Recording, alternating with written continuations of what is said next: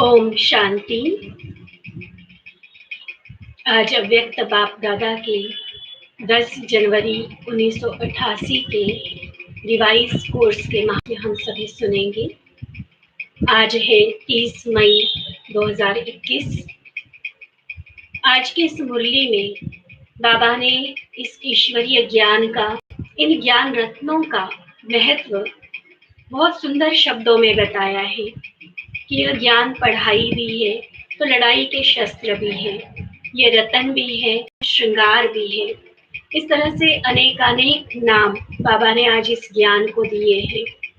पद्मों की कमाई कराने वाले ये अमूल्य रतन जो हमारे जीवन को भी अमूल्य बनाते हैं, लेकिन सिर्फ सुनने व सुनाने से नहीं, लेकिन गहराई से जब इन ज्ञान रत्नों का हम मनन चिंतन करते, उनका मंथन करते हैं, तब वह हमारे लिए शक्ति स्वरूप बन जाते हैं। तब हमारे जीवन को भी वह मूल्यवान बनाते हैं। तो मनन करने की विधि क्या है और मनन शक्ति को बढ़ाने के लिए क्या क्या तरीके, क्या क्या युक्तियां अपनानी है, इसके बारे में बाबा ने हमें विस्तार से बहुत अच्छे से स्पष्ट किया है। बाबा के शब्दों में बाबा के यह अमूल्य अव्यक्त महावाक्य हम सभी सुनते हैं। अपने आप को प्यारे मधुबन घर में ओम शांति भवन के हॉल में अपने आप को अनुभव करेंगे। देखेंगे बाबा की पदरामणि गुलजार दादी जी के तन में, और मैं बाबा के अति समीप बैठकर बाबा के एक एक महावाक्य को चात्रक के समान अपने में समाता जा रहा हूँ। एकाग्र होकर बाबा के इन महावाक्यों को सुनेंगे, क्योंकि आज के महावाक्य विशेष मनन शक्ति के बारे में हमें बता रहे हैं। आज की मुरली का सार है मनन करने की विधि तथा मनन शक्ति को बढ़ाने की युक्तियां। मनन करने की विधि तथा मनन शक्ति को बढ़ाने की युक्तियां। आज रत्नागर बाप अपने अमूल्य रत्नों से मिलने आए हैं कि हर एक श्रेष्ठ आत्मा ने कितने ज्ञान रत्न जमा किए हैं, अर्थात जीवन में धारण किए हैं। एक एक ज्ञान रत्न पद्मों से भी ज्यादा मूल्यवान है। तो सोचो, आदि से अब तक कितने ज्ञान रत्न मिले हैं। एक ज्ञान रत्न पद्मों से अधिक मूल्यवान। ऐसे हर रोज की मुरली में कितने सारे ज्ञान रत्न, तो एक एक मुरली से भी पद्मों पद्मों की कमाई। और जब से हम संगम युग पर ब्राह्मण जीवन में आए, तब से रेगुलर रूप में हम मुरली सुन रहे हैं। हर रोज पद्मा पदम पति हम बन रहे हैं। तो सोचो, इसीलिए बाबा हमें एक बहुत सुंदर टाइटल देते हैं, बहुत नशा चढ़ाने वाला, कि हम वो आत्माएं हैं जो रिचेस्ट इन दी वर्ल्ड है, सारे संसार में सबसे अधिक धनवान, क्योंकि रोज की पद्मों की कमाई है हमारी। उनकी तो पूरे जीवन की मिलकर पूंजी किसी की कोई पदम, कोई अरब खरब होती होगी, लेकिन हमारी हर रोज के हम पद्मा पदम पति हैं। तो रत्नागर बाप ने हर एक बच्चे को बुद्धि रूपी झोली में अनेकानेक रतन भर दिए हैं। सभी बच्चों को एक साथ एक जितने ही रतन दिए हैं, लेकिन देने में बाबा ने एक जैसा, एक जितने रतन दिए सबको, लेकिन यह ज्ञान रतन जितना जो स्वप्रति व अन्य आत्माओं के प्रति कार्य में लगाते हैं, उतना यह रतन बढ़ते जाते हैं। स्थूल धन जितना आप काम में लगाओगे, खर्च करोगे, उतना कम होता जाएगा। और ज्ञान रत्नों के धन की विशेषता क्या है कि जितना इसको स्वयं के प्रति या औरों के प्रति कार्य में लगाएंगे, जितना खर्च करेंगे, उतना यह बढ़ता जाएगा। इसलिए दुनिया में भी ज्ञान के लिए, विद्या के लिए विशेष ये कहावत है कि सरस्वती के भंडार की बड़ी अपूर्व बात, ज्यों ज्यों खर्चे त्यों त्यों बढ़े, बिन खर्चे घट जाए। खर्चा करोगे, कार्य में लगाएंगे तो वो बढ़ता जाएगा, और अगर नहीं खर्च करेंगे, वैसे ही सिर्फ रखेंगे तो वह धीरे धीरे खत्म होता जाएगा। ज्ञान रतन विद्या के लिए, इस ईश्वरीय पढ़ाई के लिए यह बात है। तो बाप दादा देख रहे हैं, बाबा ने तो सबको समान दिए, लेकिन कोई बच्चों ने रत्नों को बढ़ाया और कोई ने रत्नों को नहीं बढ़ाया।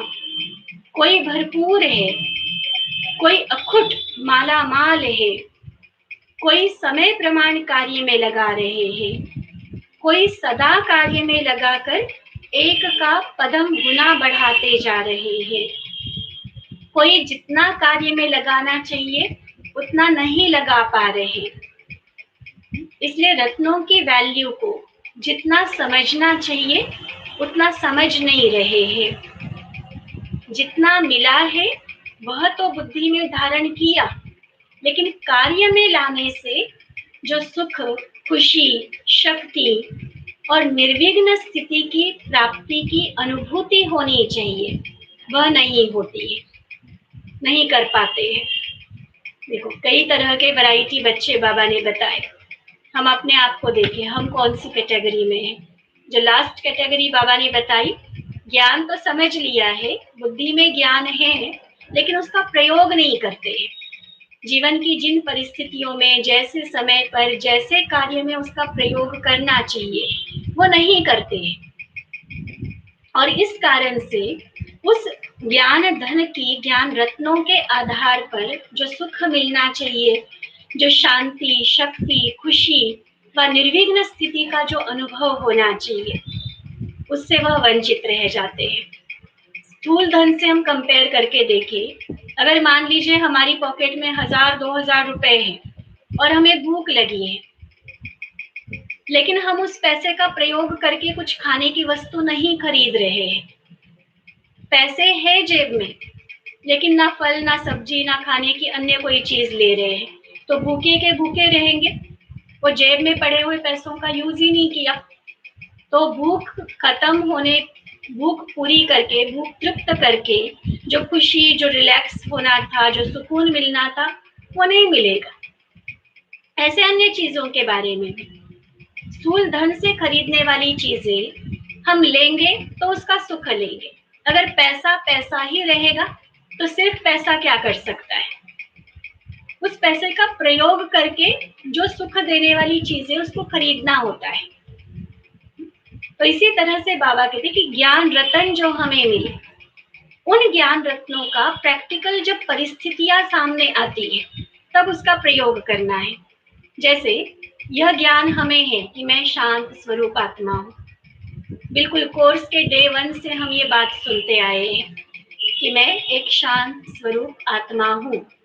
ज्ञान मिला, लेकिन सच में जब क्रोध दिलाने वाली परिस्थिति आई, जब डिस्टर्ब करने वाली या टेंशन पैदा करने वाली कोई ऐसी परिस्थिति, समस्या मेरे सामने आई, तब मैंने इस पॉइंट को यूज करके अपने आप को शांत किया, या परिस्थिति के ही प्रभाव में आकर अशांत हो गए, टेंशन में आ गए, डर गए, तो वो शांत स्वरूप आत्मा हूँ ये जानने का फायदा क्या हुआ जब परिस्थिति में उसका प्रयोग नहीं किया? ये फर्क बाबा बता रहे कि ज्ञान होना एक बात है, लेकिन ज्ञान का प्रयोग हम कितना करते हैं।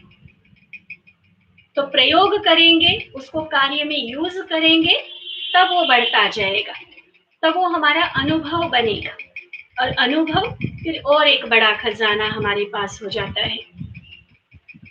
तो इसलिए बाबा कहते हैं कि जितना मिला वह बुद्धि में धारण तो किया, लेकिन कार्य में लाने से जो सुख, खुशी, शक्ति, शांति और निर्विघ्न स्थिति की प्राप्ति की अनुभूति होनी चाहिए, वह नहीं कर पाते हैं। इसका कारण क्यों नहीं कर पाते? ज्ञान तो समझा हुआ है, लेकिन अनुभव की उस सीमा तक क्यों नहीं पहुंचते? क्योंकि मनन शक्ति की कमी है।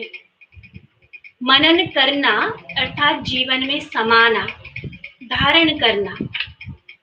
मनन न करना अर्थात सिर्फ बुद्धि तक धारण करना। सिर्फ सुनने और सुनाने तक है। बुद्धि में पता है सही गलत, अच्छा बुरा, लेकिन प्रैक्टिकल जीवन में मेरे वो बातें आए। ये तो भक्ति में भी तो ऐसा करते आए ना, गीता में पढ़ते आए काम महाशत्रु है, आरती में गाते आए विषय विकार मिटाओ, और फिर वही विकार, वही विकारों के वशीभूत होकर कर्म करते रहे। तो इसलिए बाबा कहते हैं कि जीवन में उतारना, ये ज्ञानी तो आत्मा की निशानी है। सिर्फ बुद्धि में ज्ञान होना काफी नहीं है, वह हमारे जीवन से दिखाई दे, हम उसका स्वरूप बन जाए, और उसके लिए आवश्यक है मनन करना। तो ज्ञान को जीवन के हर कार्य में, हर कर्म में लगाते रहे, चाहे अपने प्रति, चाहे अन्य आत्माओं के प्रति। और मतलब ऐसे है तो कहेंगे मनन वाले हैं, और जो सिर्फ सुनने वाले हैं वह सिर्फ बुद्धि में याद रखते, जीवन में धारण नहीं करते हैं।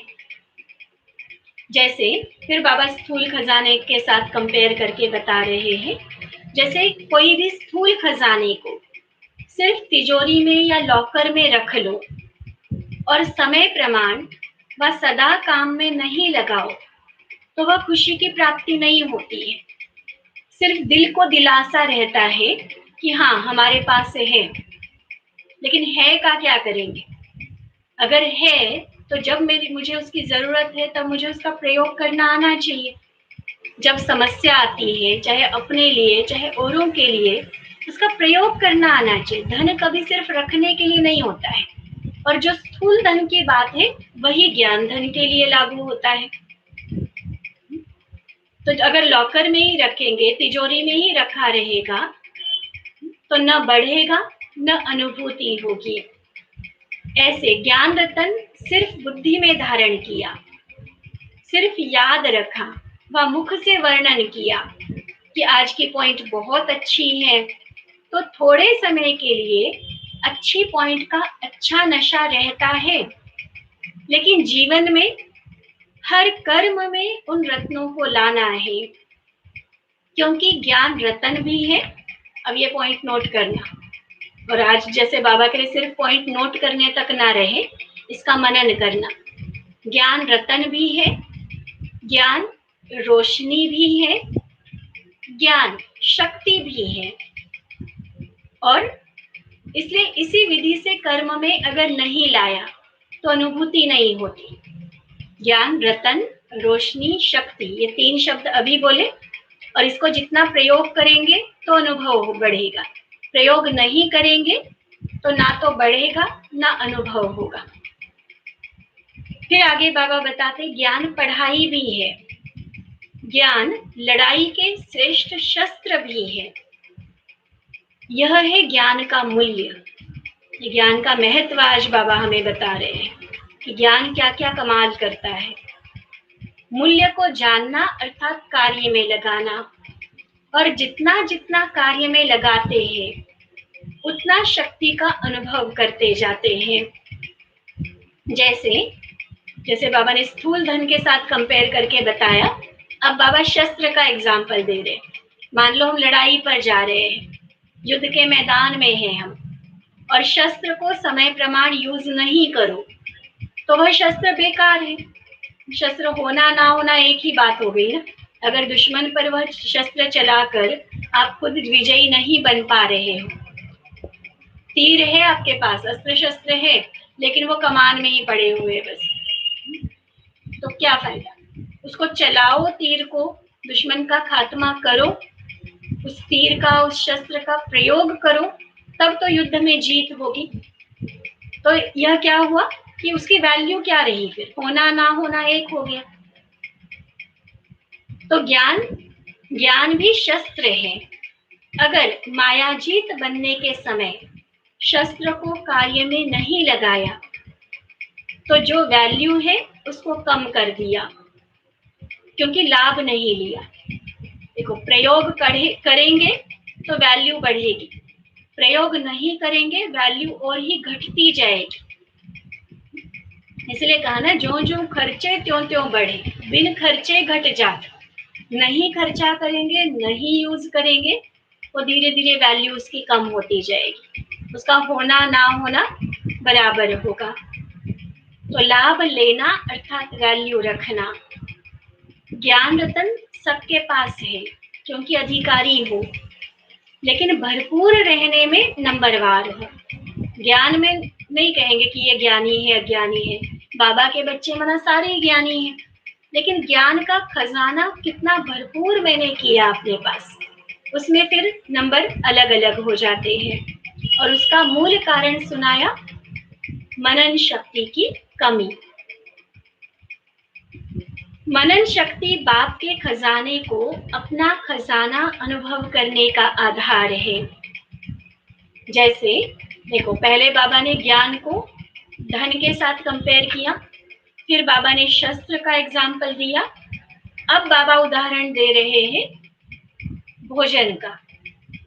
जैसे स्थूल भोजन हजम होने से खून बन जाता है, क्योंकि भोजन अलग है, लेकिन उसको जब हजम कर लेते हैं तो वह खून के रूप में अपना बन जाता है। पहले भोजन अलग चीज है, मेरा शरीर अलग चीज है, लेकिन उस भोजन को जब चबाया, उसको डाइजेस्ट किया, अंदर के हमारे जो स्राव होते हैं, तो उन्होंने उसको डाइजेस्ट किया, हजम कराया, तब वो जाकर खून बना, और वो खून फिर मेरा बॉडी का पार्ट कहलाएगा। जब तक वो खून नहीं बना था तो भोजन अलग था, शरीर अलग था। अब वो भोजन जब डाइजेस्ट हो गया तो शरीर का पार्ट बन गया, अपना बन गया। ऐसे ही मनन शक्ति से बाप का खजाना सो मेरा खजाना, यह अपना अधिकार, अपना खजाना अनुभव होता है। बाप दादा पहले भी सुनाते रहे हैं, अपनी घोट तो नशा चढ़े। दुनिया में जब ये वाइन वगैरह तैयार करते हैं तो उसमें कहा जाती है, ये कहावत वहां की है कि अपनी घोटो और अपनी पियो तो नशा चढ़ेगा। अब यहाँ बाबा कहते हैं ज्ञान रत्नों का मनन। एक होता है कि बाबा की मुरली सुनी, एक है कि किसी और ने मनन की हुई क्लासेस हमने सुनी, लेकिन फिर भी वो बाबा का खजाना या अन्य आत्माओं का खजाना, वो मेरा खजाना नहीं बना अभी। मेरा खजाना कब कहलाएगा, मेरा अधिकार उस पर कब होगा, जब मैं खुद उसको अपने हिसाब से मनन करूंगी, उसकी गहराई में जाऊंगी। मनन करने की भी कई तरह की स्टेप्स होती है। मनन करना माना एक है कि बाबा के ज्ञान को, उसकी पहली स्टेप होती है अंडरस्टैंडिंग, समझना, उसका लिटरल मीनिंग क्या है, शाब्दिक अर्थ क्या है, बाबा का उसमें भाव क्या है, बाबा किस रेफरेंस से कोई ज्ञान की बात हमें समझा रहे हैं, उस एक तो उसके अर्थ को, उसके भाव को समझना, अंडरस्टैंडिंग। और फिर होता है कि मेरी प्रैक्टिकल लाइफ के हिसाब से उस ज्ञान के पॉइंट को मुझे कहाँ, कब, किस व्यक्ति के साथ व किस परिस्थिति में प्रयोग करना है, उसकी प्लानिंग करना और सच में उसका प्रयोग करना। ज्ञान का पॉइंट मैंने सुना कि सबके साथ मीठा चलना है, ज्ञान का पॉइंट मैंने सुना कि कोई क्रोध करता है तो मेरा रेस्पॉन्स क्या होना चाहिए, ज्ञान का पॉइंट मैंने सुना कि जब डरावनी परिस्थिति आती है, आपदाएं आती है, कोई क्रिमिनल से सामना होता है, तब मेरा स्वरूप कैसा होना चाहिए। ज्ञान सुनना अलग बात है, लेकिन रियली में मैं वैसा बनूं, उसका स्वरूप बनूं, उस ज्ञान के पॉइंट को मैं कार्य में लगाऊं। आज बाबा उस बात पर फोकस कर रहे हैं, और जब हम कार्य में लगाएंगे तब वो मेरा खजाना होगा, वो मेरा अनुभव, मेरी प्राप्ति होगी। तो इसलिए बाबा कहते हैं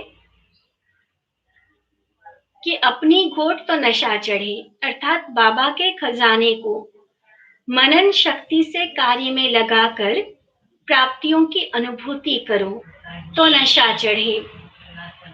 सुनने के समय नशा रहता है, लेकिन सदा क्यों नहीं रहता। देखो, कई बार ऐसे ऐसे शब्द बाबा के होंगे, इतने प्यार का एहसास बाबा कराते हैं, ऐसी हमारी महिमा करते हैं, हमारी महानता हमें याद कराते हैं, तो कितना नशा चढ़ता है वो सुनते हुए। लेकिन वो नशा फिर सोडा वाटर हो जाता है।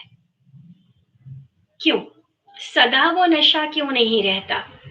इसका कारण है कि सदा मनन शक्ति से उस खजाने को अपना नहीं बनाया है। मनन शक्ति अर्थात सागर के तले में जाकर अंतर्मुखी बन हर ज्ञान रतन की गुह्यता में जाना।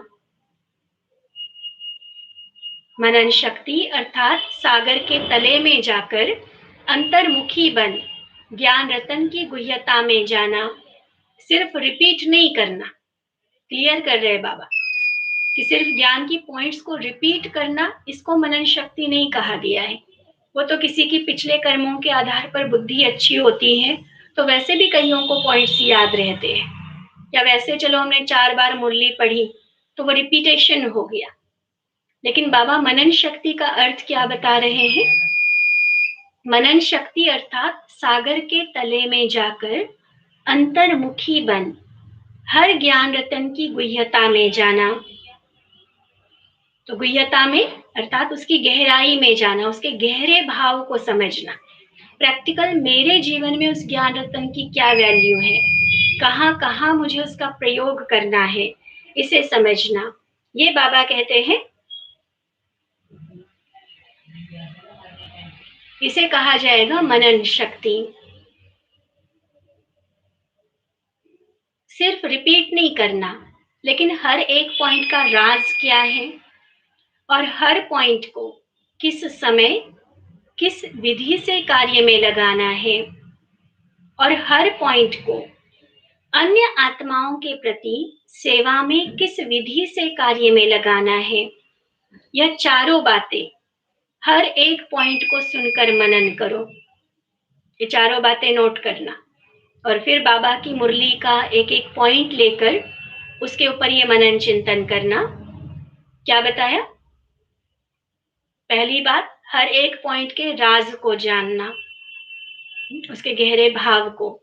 फिर हर पॉइंट को किस समय और किस विधि से कार्य में लगाना है ये देखना, और फिर हर पॉइंट को अन्य आत्माओं की सेवा में किस विधि से कार्य में लगाना है। यह चारों बातें साथ साथ मनन करते प्रैक्टिकल में उस राज के रस में चले जाओ।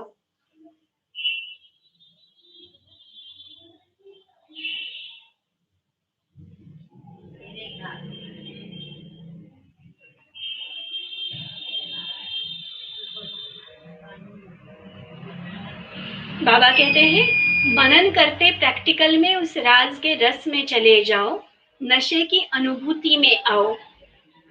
माया के भिन्न भिन्न विघ्नों के समय व प्रकृति के भिन्न भिन्न परिस्थितियों के समय काम में लगाकर देखो। पॉइंट बाबा ने दी, माया को कैसे जीतना है, किसी विकार पर कैसे विजय प्राप्त करनी है, अपनी भावनाओं को कैसे कंट्रोल करना है।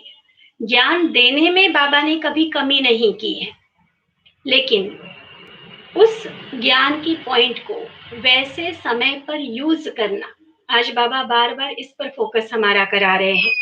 क्या करना कि ज्ञान की पॉइंट को जब माया के सच में प्रैक्टिकल विघ्नों का हम सामना कर रहे हैं, प्रैक्टिकल ऐसा कोई पेपर मेरा सामने आया हुआ है, चाहे संबंधों की तरफ से, अपने संस्कारों की तरफ से, या अन्य किसी आत्माओं के साथ संगठन में चलते हुए कई तरह के विघ्न होते हैं, कई तरह की परीक्षाएं होती हैं। तो उन परीक्षाओं के समय, उन विघ्नों के समय प्रैक्टिकल बाबा के दिए गए पॉइंट का प्रयोग करना, ये बहुत जरूरी है। और इसको बाबा आज मनन शक्ति का नाम दे रहे हैं।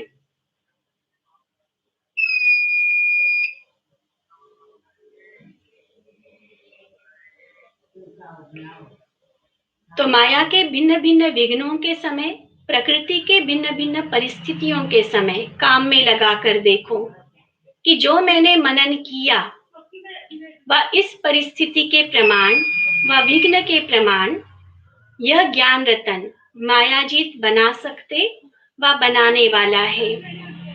वह प्रैक्टिकल हुआ अर्थात मायाजीत बने। देखना, सुनना बाबा का भाव क्या कह रहे बाबा कि जो मैंने मनन किया इस परिस्थिति के प्रमाण व विघ्न के प्रमाण यह ज्ञान रतन मायाजीत बना सकते व बनाने वाला है, वह प्रैक्टिकल हुआ अर्थात मायाजीत बने, चेक भी करना, साथ साथ प्रयोग भी करना और उसकी रिजल्ट क्या आई इसको भी चेक करना। वह सोचा था कि मायाजीत बनेंगे, लेकिन मेहनत करनी पड़ी, वह समय व्यर्थ गया, क्या हुआ, रिजल्ट चेक करना बहुत जरूरी है। ऐसा नहीं कि बस करते जाओ और पता ही नहीं है कि सफलता मिल रही है या असफलता। जो कार्य किया जा रहा है वो व्यर्थ जा रहा है या उसका कोई फल भी मिल रहा है। चेकिंग भी बहुत जरूरी है।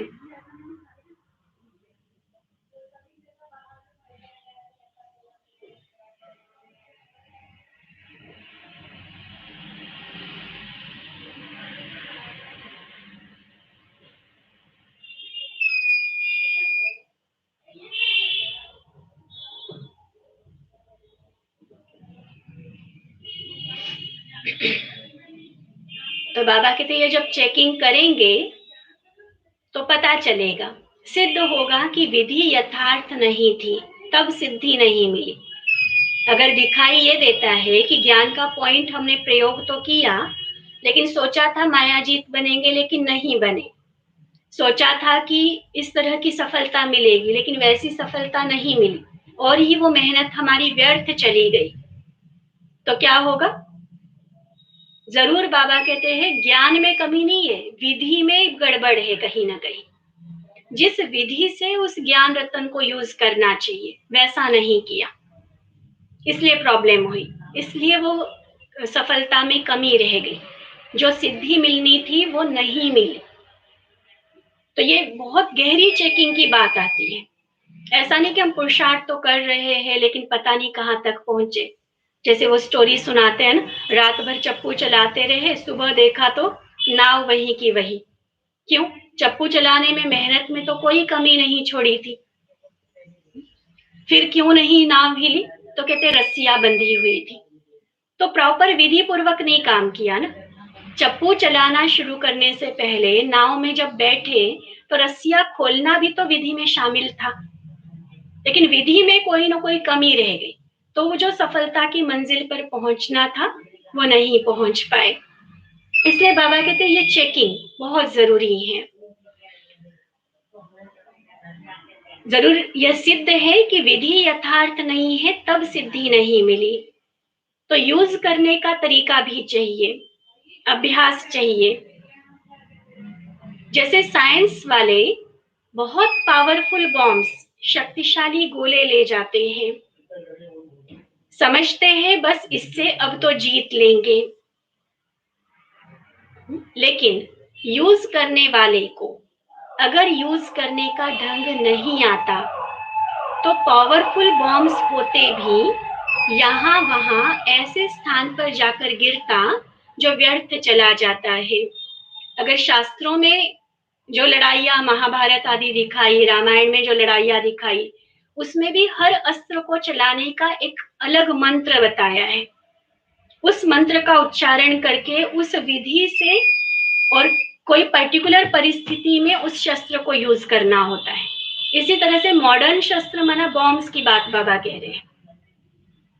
शत्रु पर आपको विजय पानी है तो शत्रु की सेना जहां पर है वहां बॉम्ब गिरना चाहिए, तब उन पर विजय पाएंगे। लेकिन खाली मैदान में गिर गया, कहीं जंगल में गिर गया, तो वो तो व्यर्थ गया ना। बॉम्ब चाहे कितना पावरफुल था, लेकिन चलाने वाले को सही ढंग से चलाना नहीं आया, तो वो बॉम्ब पावरफुल होते हुए भी उसकी पावर व्यर्थ चली गई। ऐसे बाबा कहते कि ज्ञान का हर रतन माना लड़ाई का शस्त्र है। माया पर जीत पाने के लिए वो शस्त्र बाबा ने हमें दिए हैं, लेकिन कब कौन सी परिस्थिति में किस विधि से उस ज्ञान के पॉइंट को यूज करना है, हमें यह भी आना चाहिए। तो इसलिए बाबा कहते हैं क्या कारण हुआ, व्यर्थ क्यों गया वो बॉम्ब? क्योंकि यूज करने की विधि ठीक नहीं। ऐसे एक एक ज्ञान रतन अति अमूल्य है। ज्ञान रतन व ज्ञान की शक्ति के आगे परिस्थिति व विघ्न ठहर नहीं सकेंगे।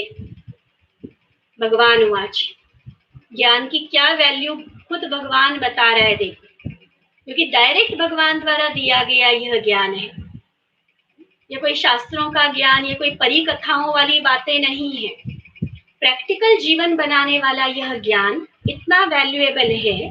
देखो बाबा का महावाक्य कि ज्ञान रतन व ज्ञान की शक्ति के आगे परिस्थिति व विघ्न ठहर ही नहीं सकता, गारंटी है बाबा की। लेकिन अगर फिर भी विजय नहीं होती है तो समझो कि यूज करने की विधि ठीक नहीं।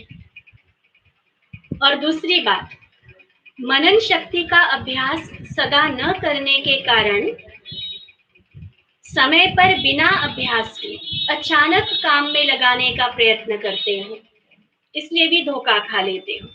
या तो विधि ठीक नहीं होती है, पता ही नहीं होता कि तरीका क्या है, या फिर प्रैक्टिस नहीं है।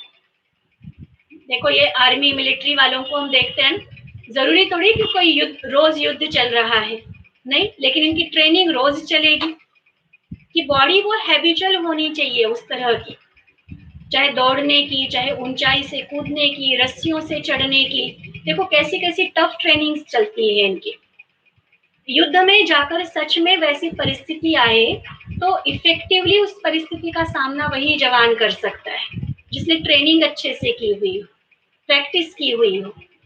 तो ज्ञान रत्नों के लिए भी बाबा बहुत काल के अभ्यास की बात इसीलिए करते हैं कि बहुत काल अभ्यास किया होगा, ज्ञान रत्नों को प्रयोग में लाया होगा, तो सच में जब परिस्थिति आएगी, माया का विघ्न आएगा, तो चाहे परिस्थिति कभी भी आएगी तो वो अचानक ही आएगी, लेकिन प्रैक्टिस की हुई होगी ना, तो अचानक वाली परिस्थिति में भी रेस्पॉन्स हमारा यथार्थ रहेगा, विधि यथार्थ रहेगी, क्योंकि प्रैक्टिस से अपने आप को परफेक्ट बनाया हुआ है। और अगर प्रैक्टिस नहीं की, अचानक परिस्थिति आई, फिर हड़बड़ा जाएंगे, फिर जल्दबाजी में कि क्या कर देंगे। प्रैक्टिस नहीं है और चलाने में, फिर उस शस्त्र को चलाने में कहीं ना कहीं गड़बड़ जरूर करेंगे, तो धोखा खा लेते हैं। यह अलबेलापन आ जाता है। क्यों प्रैक्टिस नहीं करते हैं? बहुत गहरा कारण बाबा बता रहे, और जिसको हम अगर अपने अंदर चेक करें तो ज्यादातर के अंदर ये होता है। क्या अलबेलापन? कि हाँ, ज्ञान तो बुद्धि में है ही, समय पर काम में लगा देंगे, लेकिन सदा का अभ्यास, बहुत काल का अभ्यास चाहिए, नहीं तो उस समय सोचने वाले को क्या टाइटल देंगे? उस समय अगर आप सोचते रहे कि अब कौन सा शस्त्र यूज करूं, अब कौन से ज्ञान के पॉइंट को यूज करना है, यहाँ पर अभी कौन सा स्वरूप मुझे बनना चाहिए, किसकी मदद लेनी चाहिए, अगर सिर्फ सोच सोच में ही समय चला गया, उसको बाबा ने आज टाइटल दिया है कुंभकर्ण। कुंभकर्ण उसने अलबेलेपन में क्या किया? यही सोचा ना कि कोई बात नहीं, आने दो, आएंगे तो जीत लेंगे, और इसलिए सोया रहा। तो ऐसा सोचना कि समय पर हो जाएगा, पता तो है ना कि क्या करना है, कब क्या करना है, जब समय आएगा कर लेंगे, अशरीरी बन जाएंगे, होगा ऐसे? इम्पॉसिबल।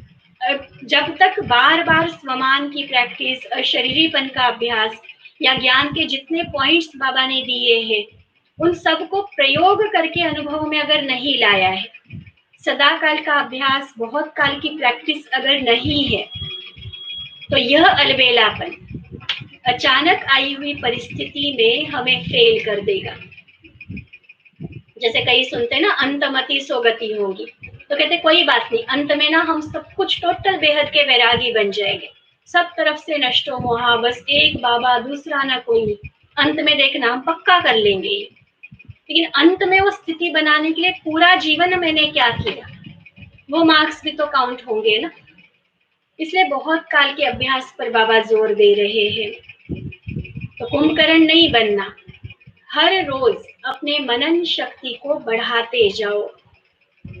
बाबा कहते रिवाइज कोर्स में व अव्यक्त जो रोज सुनते हो, तो मनन शक्ति को बढ़ाने के लिए बड़ी प्रैक्टिकल विधि बाबा सुना रहे। देखो, मनन शक्ति को बढ़ाने के लिए रोज कोई न कोई एक विशेष पॉइंट बुद्धि में धारण करो, और जो 4 बातें सुनाई उस विधि से उसका अभ्यास करो। जैसे आज की मुरली से मान लो हमने पॉइंट लिया, एक पॉइंट लिया बाबा का, ज्ञान की जो बात बाबा ने सुनाई उसको रिवाइज तो करना ही है, लेकिन जो 4 बातें बताई कि उस पॉइंट को मैंने कब, कहाँ, किस विधि से कार्य में लगाना है, कौन से विघ्न पर जीत पाने के लिए उसको कार्य में लगाना है, अपने लिए कैसे कार्य में लगाना, औरों की सेवा के लिए कैसे कार्य में लगाना, ये जो विधि बाबा ने बताई उस विधि से उसकी गहराई में जाओ, उसका मनन करो, चलते फिरते हर कर्म करते, चाहे स्थूल कर्म करते हो, चाहे सेवा का कर्म करते हो, लेकिन जिस समय भी बुद्धि थोड़ा सा फ्री हो तो अपने मनन शक्ति के अभ्यास को बार बार दोहराओ। देखो, पूरे दिन भर में दिनचर्या में अगर हम देखें तो कुछ कार्य ऐसे होते हैं जिसमें सच में दिमाग लगाने की जरूरत होती है, पूरी तरह से बुद्धि मन एकाग्र करके काम करना होता है। मान लो आप अकाउंटिंग कर रहे हो, पैसे काउंट कर रहे हो, कोई लिखा पढ़ी का काम ऐसा कुछ चल रहा है, बहुत जैसे कोर्ट में कोई दलीलें अपनी दे रहे हैं या डॉक्टर अपने पेशेंट की सर्जरी आदि करे, पूरे मन बुद्धि की एकाग्रता से करना पड़ता है। हम पढ़ाई पढ़ा रहे बच्चों को, टीचर्स देखो कई हमारे तो पढ़ाई बच्चों को पढ़ा रहे हैं, तो मन बुद्धि को एकाग्र करके तो करना है ना, वो तो वहां बुद्धि का काम है। लेकिन उसके अलावा जो सारे दिन में काम होते हैं, सुबह से लेकर देखो, चाहे नहाते धोते हम तैयार होते हैं, अपने कपड़े धोते हैं, खाना बनाते हैं, खाना खाते हैं, सफाई करते हैं, ट्रैवल करते हैं, मार्केट में जाते हैं, कई कई काम हमारे ऐसे हैं जब शरीर से वो कार्य करने हैं और उस समय बुद्धि फ्री होती है। एक होता है फ्री माना टोटल काम से भी फ्री होके बैठना, वो तो हो सकता है कि बहुत कम टाइम हमें मिलता, कईयों के पास वो टाइम भी बहुत होता है। मान लो आप बहुत बिजी रहते हैं, खास बैठ कर मनन करने का टाइम नहीं, लेकिन ये जो बुद्धि के फ्री होने वाले जो काम है, जो सबकॉन्शियस से सालों की आदत पड़ी हुई है, बस वैसे ही सफाई करने, वैसे ही कपड़े धोने, वैसे ही खाना बनाना है, तो उसमें बुद्धि क्या कर रही है, फ्री है ना बुद्धि। तो उस समय बुद्धि को पहले से काम दे के रखो। रोज की मुरली में भी जो होमवर्क दिया जाता है वो भी किस लिए, ताकि अपने आप अगर पॉइंट नहीं निकाल सकते हो तो चलो हम आपको पॉइंट दे देते हैं, आज इस पॉइंट पर मनन करना, आज इस पॉइंट पर चिंतन लिखना। तो वो बाबा कह रहे हैं कि बुद्धि जब भी फ्री हो तो अपने मनन शक्ति के अभ्यास को दोहराओ, पॉइंट पहले से सिलेक्ट करके रख लो, मुरली सुनते समय ही ऐसे तो 10, 15, 20 जितने भी पॉइंट्स नोट करते हैं, एक खास पॉइंट्स चुन लो। अगर टीचर ने होमवर्क दिया है तो ठीक है, उस पॉइंट को ले लो, नहीं लिया है तो आप खुद चूज करो कि आज की मुरली से मैंने कौन सा पॉइंट लेना है जिस पर मनन करना है, उस पॉइंट को चुनो। दिन भर चलते फिरते बार बार उसकी गहराई में जाओ, गहराई में माना सिर्फ पॉइंट का भी चिंतन नहीं, जैसे कई बार रहते ना सतयुग कलयुग के नाम निकालो, वो तो पॉइंट हो गए बस, लेकिन प्रैक्टिकल उसके फिर अनुभूति में जाओ कि सतयुग में क्या क्या होगा, और गहराई से सोचो। सिर्फ लिखने में पॉइंट्स लिख दिए कि दुख नहीं होगा, कोर्ट कचहरी नहीं होगी, संपूर्ण सुख होगा, प्रकृति सुखदायी होगी, तो जैसे अब एक पॉइंट आया प्रकृति सुखदायी होगी, कहने को एक पॉइंट है, उसकी और डिटेल्स में जाओ, सुखदायी माना क्या, क्या करेगी क्या नहीं करेगी, गहराई में सोचो और चिंतन करो और चिंतन करो और प्रैक्टिकल उसका अनुभव करो। तो आज की प्रकृति अगर ऊपर नीचे कुछ कर भी रही है ना, सतयुगी प्रकृति का वो वर्णन मनन चिंतन करते हुए ये प्रकृति भी हमें अच्छी लगने लगेगी। आज की इस प्रकृति को भी हमारे वही सतो प्रधान वाइब्रेशंस जाएंगे, शुभकामनाओं के वाइब्रेशंस जाएंगे, क्योंकि लोग तो कंप्लेंट्स ही कर रहे हैं ना, देखो हाई गर्मी, हाई सर्दी, हाई बरसात, प्रकृति के लिए भी हाई हाई किए जा रहे, बददुआएं दे रहे, कंप्लेंट्स कर रहे हैं, और हम सतयुगी प्रकृति का बार बार वर्णन मनन चिंतन करते प्रकृति को भी जैसे एक तरह से शुभ दुआएं देंगे। तो प्रैक्टिकल प्रयोग हुई है ज्ञान की पॉइंट। इस तरह से बाबा कहते हैं रोज की मुरली से एक पॉइंट उठाओ, और चाहे कर्म करते, चाहे स्थूल कर्म करते, चाहे सेवा करते, जब भी बुद्धि फ्री हो तो मनन शक्ति के अभ्यास को दोहराओ, क्योंकि कई काम ऐसे होते हैं जिसमें बुद्धि का फुल अटेंशन देना होता है। नहीं तो फिर डबल तरफ बुद्धि चलती रहती है। जैसे कई कहते हैं ना कि अकाउंट कर रहे थे तो बाबा भूल गया, नहीं रह सकता बाबा याद, कोई बात नहीं, तो बीच बीच में एक एक मिनट रुक के याद करना। जैसे पढ़ाई पढ़ाने वाली टीचर्स है, कहते पढ़ाई पढ़ाते हुए इतनी व्यर्थ बातें बच्चों को पढ़ानी है, लगता है कि सारा टाइम हमारा फालतू जा रहा है। क्यों फालतू समझे, वो भी तो हमें एक रोल मिला हुआ है ना, रोल को अच्छे से निभाओ। और क्योंकि बुद्धि उसमें फुल बिजी होती है तो उसमें शायद बाबा को याद नहीं कर पाएंगे, कोई बात नहीं, एक पीरियड पूरा हुआ, बाबा को याद करो। कोर्ट में केस कर रहे हो, बीच बीच में दलीलें देते हुए तो नहीं रुक कर याद करेंगे ना, या उस समय बाबा याद रहे, ये वाला भी थोड़ा मुश्किल रहेगा।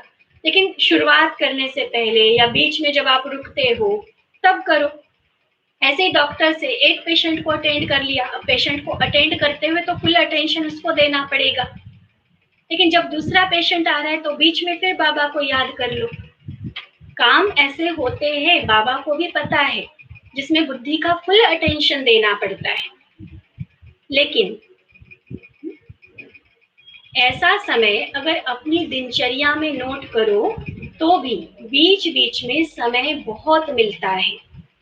हम ये एक्सक्यूज नहीं दे सकते कि टोटल बुद्धि बिजी वाला काम आज था तो बाबा कंप्लीटली भूल गया।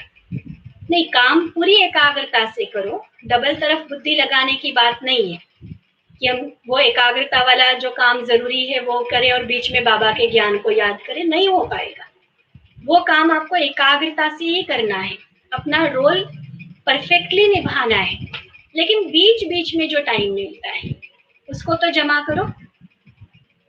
तो मनन शक्ति के लिए विशेष समय मिले तब अभ्यास करेंगे, ऐसी कोई बात नहीं है कि घंटा 2 घंटा मुझे मिले तभी मैं करूंगा, नहीं, चलते फिरते भी कर सकते हो। अगर एकांत का समय मिलता है तो बहुत अच्छा, और महीनता में जाए, हर पॉइंट के स्पष्टीकरण में जाओ, विस्तार में लाओ, फिर बहुत मजा आएगा। लेकिन पहले पॉइंट के नशे की स्थिति में स्थित होके चेक करना, फिर बोर नहीं होंगे। नहीं तो सिर्फ रिपीट कर लेते हैं, फिर कहते यह तो हो गया, अब क्या करें। तो रिपीटेशन को मनन शक्ति नहीं कहा जाता, बहुत क्लियर कर रहे हैं बाबा, रिपीट नहीं करना, उसके पॉइंट के स्पष्टीकरण में जाओ, उसके विस्तार में जाओ। जैसे कि एग्जाम्पल देकर और एक्सप्लेन करते, मान लो स्वमान का अभ्यास हमें करना है, आज मुझे स्वमान मिला कि मैं स्वदर्शन चक्रधारी हूँ, या मैं शिव शक्ति हूँ, मैं बाबा के दिल तक तनशील हूँ, विश्व की आधार मूर्त हूँ। एक एक स्वमान देखो कितना बढ़िया बढ़िया स्वमान है, लेकिन सिर्फ आप 10 बार 15 बार 108 बार लिख रहे हो व सोच रहे हो कि मैं ये हूँ, मैं ये हूँ, मैं ये हूँ, रिपीट करते करते बोर हो जाओगे। तो एक्चुअली अभ्यास का तरीका क्या है, उसका स्पष्टीकरण करो। मान लो स्वदर्शन चक्रधारी का स्वमान हमने लिया, उसका स्पष्टीकरण में जाओ कि स्वदर्शन चक्रधारी माना क्या, उसकी व्याख्या, उसकी परिभाषा, उसकी डेफिनेशन लिखे पहले कि स्वदर्शन चक्रधारी माना क्या, चक्र माना क्या क्या याद करना है, कौन से स्वरूप में क्या स्थिति होती है, फिर उस हर स्वरूप के भी गहराई में जाओ, फिर उसको अनुभव करो, अपने आदि अनादि स्वरूप को। फिर मान लो विश्व के आधार मूर्त का लिया, तो विश्व का आधार मूर्त माना क्या, आधार की जिम्मेवारी क्या होती है, पहले स्थूल रूप से उसको देखो। स्थूल रूप में जब कोई आधार होता है, चाहे वृक्ष का आधार है, चाहे बिल्डिंग का आधार है, तो आधार की क्वालिटीज क्या क्या होती है। फिर विश्व के आधार मूर्त या सेवा के आधार मूर्त हम हैं, तो उस हिसाब से अब मेरे अंदर क्या क्वालिटीज होनी चाहिए, मेरा क्या कर्तव्य होना चाहिए, मेरा स्वरूप हर परिस्थिति में मेरा रिस्पॉन्स क्या होना चाहिए, उसको मनन करते करते उसके विस्तार और उसकी गहराई में जाओ, देखो कितना मजा आएगा। रियली में ऐसा जो मनन करते हैं ना, उसको इसका अनुभव होगा। और सिर्फ रिपीट करेंगे तो बाबा को भी पता है कि फिर बोर हो जाते बच्चे, फिर कहेंगे ना बहुत पढ़ लिया, आज तो बहुत रिपीट कर लिया, अब क्या करें, मुरली तो हो गई 4 बार पढ़ ली बहन जी, थोड़ा सा आधा घंटा तो सीरियल देख सकते हैं ना। फिर क्यों सीरियल की अट्रैक्शन, मतलब ज्ञान में वो रमणीकता का, सुख का, गहराई का अनुभव नहीं किया, इसलिए कुछ और देखने का, कुछ और बातें करने का मन कर रहा है। इसका मतलब ज्ञान में वो मजा नहीं आ रहा है, इसलिए एंटरटेनमेंट के लिए कुछ और चीजों को, साधनों को ढूंढते हैं। इसलिए बाबा मनन शक्ति का महत्व भी बता रहे, तो पूरी विधि भी आज एक्सप्लेन कर रहे हैं। तो सुदर्शन चक्र की बाबा ने बात की। देखो, कई जैसे सुदर्शन चक्र चलाने में हंसाते हैं ना कि चक्र क्या चलाए, 5 मिनट में तो चक्र पूरा हो जाता है, क्योंकि स्थिति का अनुभव नहीं कर सकते, तो सिर्फ रिपीट कर लेते। सतयुग, त्रेता, द्वापर, कलयुग, इस युग में इतने जन्म, इतनी आयु, इतना समय, बस हो गया पूरा। आज बाबा को भी हंसी आ रही है बच्चों के चक्र को याद करते, कि बच्चे मंथन कैसे करते हैं, क्योंकि वो मंथन नहीं होता, एक्चुअली वो सिर्फ रिपीटेशन होता है। जैसे तोता रिपीट करता है ना, ऐसे बस रिपीट कर लेते हैं। लेकिन वास्तव में स्वदर्शन चक्रधारी बनना अर्थात नॉलेजफुल, पावरफुल स्थिति का अनुभव करना, पॉइंट के नशे में स्थित रहना, राज में राजयुक्त बनना, ऐसा पॉइंट, ऐसा अभ्यास हर पॉइंट में करो। यह तो एक स्वदर्शन चक्र की बात सुनाई, एक स्वमान बाबा ने लिया कि स्वदर्शन चक्र फिराने की बात। ऐसे ऐसे बाबा कहते हैं, ऐसे हर ज्ञान की पॉइंट को मनन करो और बीच बीच में अभ्यास करो। ऐसे नहीं सिर्फ आधा घंटा मनन किया, नहीं, बाबा कहते समय मिले और बुद्धि वहां चली जाए, मनन के अभ्यास में मगन हो जाए।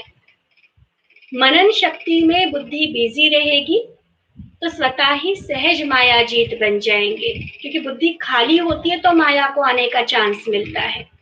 इसलिए बाबा कहते मनन शक्ति में बिजी रखो बुद्धि को, माया देखेगी ये तो बिजी है तो डिस्टर्ब करने नहीं आएगी। खाली होते हैं ना, तब माया भी कहती कि अच्छा खाली हो, अपने आप को बिजी करना नहीं आता, चलो मैं कर देती हूँ आपको बिजी। और माया बिजी करेगी, मना किस में करेगी, समझ में आता है, वो विघ्नों में बिजी करेगी, व्यर्थ की बातों में हमें ले जाएगी, मायावी दुनिया की आकर्षणों में हमें बिजी कर देगी, धोखे में, दुख में, तकलीफों में बिजी करेगी। तो माया से बिजी नहीं होना, खुद अपने आप को बिजी करना मनन शक्ति में। बिजी देखकर माया फिर आपे ही किनारा कर लेगी। माया आए, फिर आप युद्ध करो, फिर उसको भगाओ, फिर कभी हार कभी जीत हो। बाबा कहते हैं चींटी मार्ग का पुरुषार्थ है, बहुत बहुत कम स्पीड वाला, स्लो स्पीड वाला पुरुषार्थ। अब तो तीव्र पुरुषार्थ करने का समय है, अब तो उड़ने का समय है। इसलिए मनन शक्ति से बुद्धि को बिजी रखो। इसी मनन शक्ति से याद की शक्ति में मगन रहना, यह अनुभव भी सहज हो जाएगा। पिछली बार मुरली में बाबा ने 3 स्टेजेस बताई थी ना, एक ज्ञान का वर्णन करना, दूसरा मनन करना, और तीसरी अवस्था फिर मगन रहना। तो उसके लिए, मगन के लिए भी बाबा ने तब भी बोला था कि मनन शक्ति बहुत जरूरी है। तो इसलिए आज मनन शक्ति को बाबा ने पूरा अच्छे से एक्सप्लेन किया, और तब फिर इस मनन शक्ति के आधार से मगन रहना, वह मगन अवस्था का अनुभव भी सहज हो जाएगा। मनन करने से मायाजीत और व्यर्थ संकल्पों से भी मुक्त हो जाएंगे। जहां व्यर्थ नहीं, विघ्न नहीं, तो समर्थ स्थिति व लगन में मगन रहने की स्थिति स्वतः हो जाती है। अच्छा, कई सोचते हैं कि बीज रूप स्थिति व शक्तिशाली याद की स्थिति कम रहती है, या बहुत अटेंशन देने के बाद फिर अनुभव होता है। सहज रूप से जो बीज रूप स्थिति होनी चाहिए या सदा काल होनी चाहिए, वो नहीं रहती है। इसका कारण अगली बार भी सुनाया था कि लीकेज है, बुद्धि की शक्ति व्यर्थ के तरफ बट जाती है। कभी व्यर्थ संकल्प चलेंगे, कभी साधारण संकल्प चलेंगे। बाबा कहते जो काम कर रहे हैं उसी के संकल्प में बुद्धि का बिजी रहना, इसको कहते साधारण संकल्प। अब यहाँ उसको माइनस कर देना, जो फुल बुद्धि के अटेंशन का काम बाबा ने बताया था। मान लो हम स्थूल काम कर रहे हैं, सफाई कर रहे हैं, किचन में खाना बना रहे हैं, कपड़े धो रहे हैं, बस उसी में बुद्धि पूरा टाइम अटकी हुई है। कपड़े धो रहे तो कपड़े में ही बुद्धि अटकी हुई, ये साधारण संकल्प है। नहीं, कपड़े हाथों से धो रहे हो लेकिन बुद्धि में क्या चिंतन चल रहा है, तब तो श्रेष्ठ संकल्प चल सकते हैं, ज्ञान का चिंतन चल सकता है। लेकिन कर्म करते हुए कर्म में ही बुद्धि का बिजी हो जाना, ये साधारण संकल्प है।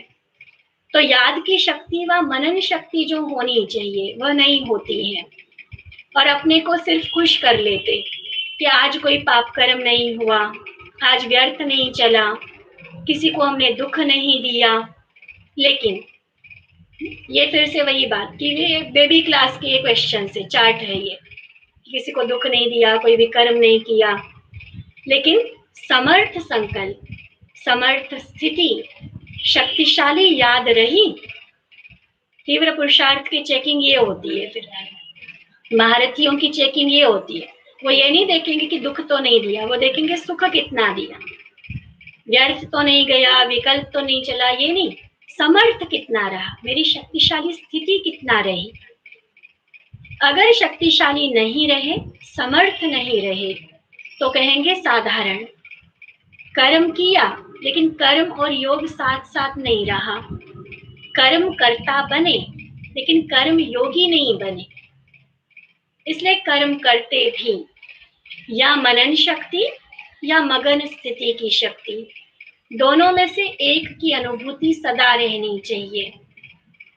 यह दोनों स्थितियां, चाहे मनन वाली स्थिति है चाहे मगन वाली स्थिति, यह दोनों स्थितियां शक्तिशाली सेवा कराने के आधार है। मनन करने वाले अभ्यास होने के कारण जिस समय जो स्थिति बनाने चाहे वह बना सकेंगे। और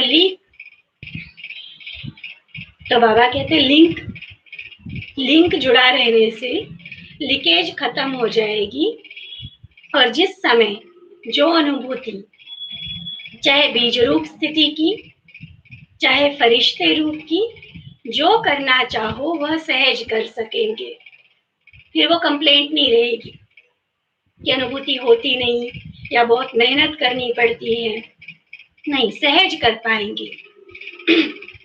क्योंकि जब ज्ञान की स्मृति है तो ज्ञान के सिमरण से ज्ञानदाता स्वतः याद रहता। तो समझा मनन कैसे करना है। कहा था ना कि मनन का फिर सुनाएंगे, आज बाबा ने सुनाया सारा मनन का। आज मनन करने की सारी विधि सुनाई। माया के विघ्नों से सदा विजयी बनना व सदा सेवा में सफलता का अनुभव करना, इसका आधार है मनन शक्ति। समझा?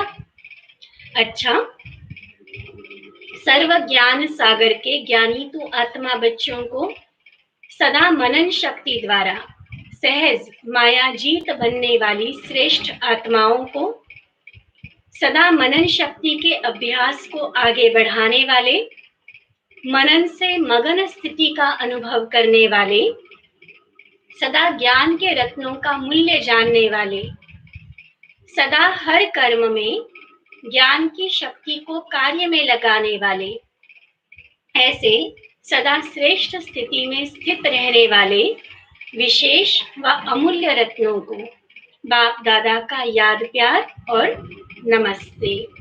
हम रूहानी बच्चों की रूहानी बाप दादा को दिल व जान सिक व प्रेम से नमस्ते नमस्ते नमस्ते जी। फिर पार्टियों से बाबा की मुलाकात है। बाबा कहते स्वयं को तीव्र पुरुषार्थी आत्माएं अनुभव करते हो, क्योंकि समय बहुत तीव्र गति से आगे बढ़ रहा है। जैसे समय आगे बढ़ रहा है तो समय पर मंजिल पर पहुंचने वाले को किस गति से चलना पड़े। समय कम है और प्राप्ति ज्यादा है, तो थोड़े समय में अगर ज्यादा प्राप्ति करनी है तो तीव्र करना पड़ेगा ना। समय को देख रहे हो और अपने पुरुषार्थ की गति को भी सब जानते हो। तो समय अगर तेज है और अपनी गति तेज नहीं है, ऑलरेडी हम लेट चल पड़े हैं और लेट चले हैं, और फिर भी समय से अगर हमारी रफ्तार कम होगी समय तेजी से दौड़ रहा है। देखते हैं ना, हम प्रैक्टिकली देख रहे हैं कितना फास्ट समय दौड़ता जा रहा है। अभी 2021 शुरू हुआ था और अभी आधा साल हो भी गया, जून आ भी गया। तो देखो, बाबा कहते हैं समय बहुत फास्ट जा रहा है, लेकिन मेरा पुरुषार्थ, कई बार सोचते 15 दिन में ये चेंज करके दिखाएंगे, 15 दिन के बदले 15 महीने बीत जाते हैं। हम जैसे थे, जहां थे वही, हल्का सा कोई चेंज आया कुछ परसेंटेज में, तो क्या कहेंगे पुरुषार्थ की स्पीड। बाबा कहते यह तो समय अर्थात रचना आप रचयिता से तेज हुई ना। रचयिता से रचना तेज चली जाए तो उसे अच्छी बात कहेंगे।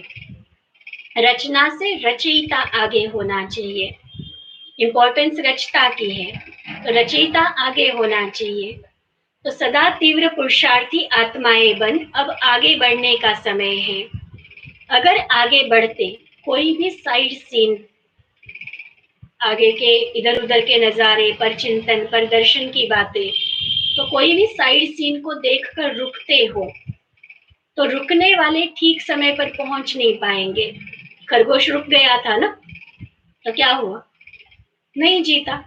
तो कोई भी माया की आकर्षण साइड सीन है, साइड सीन पर रुकने वाला मंजिल पर कैसे पहुंच पाएगा। इसलिए सदैव तीव्र पुरुषार्थी बन आगे बढ़ते चलो। ऐसे नहीं समय पर पहुंच ही जाएंगे, अभी तो समय पड़ा है, ऐसे सोचकर धीमी गति से चलेंगे तो समय पर धोखा मिलेगा।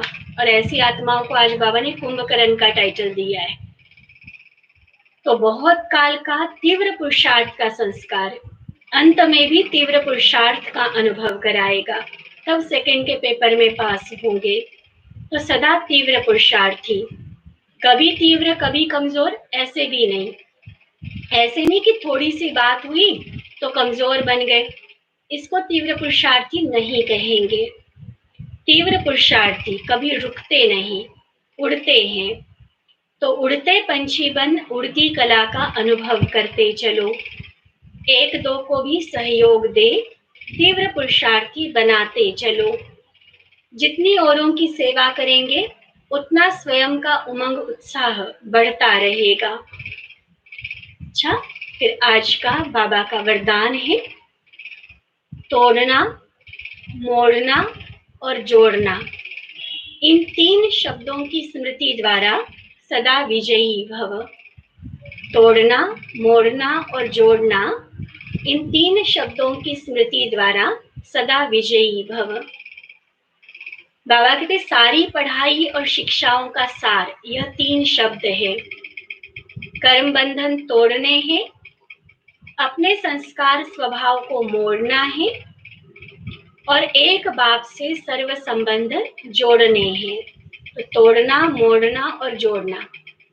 कर्म बंधनों को तोड़ना, संस्कार स्वभाव को मोड़ना, माना परिवर्तन करना।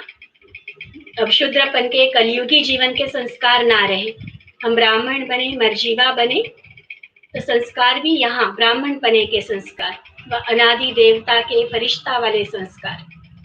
और जोड़ना क्या है, एक बाबा से सर्व संबंध जोड़ने। यह 3 शब्द संपूर्ण विजयी बना देंगे। इसके लिए सदा यही स्मृति रहे कि जो भी इन नैनों से विनाशी चीजें देखते हैं, वह सब विनाश हुई पड़ी है। उन्हें देखते भी अपने नए संबंध, नई सृष्टि को देखते रहो, तो कभी भी हार हो नहीं सकती। स्लोगन, योगी की निशानी है, जो सही सच्चा योगी होगा उसकी निशानी है सदा क्लीन और क्लियर।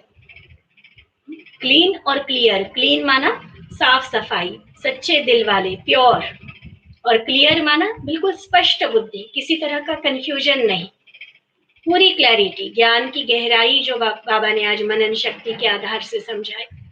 तो योगी माना क्लीन और क्लियर, ज्ञान की स्पष्टता भी, तो प्योरिटी की कंप्लीट गहरी धारणा भी, उसे कहेंगे योगी आत्मा। अच्छा, ओम शांति।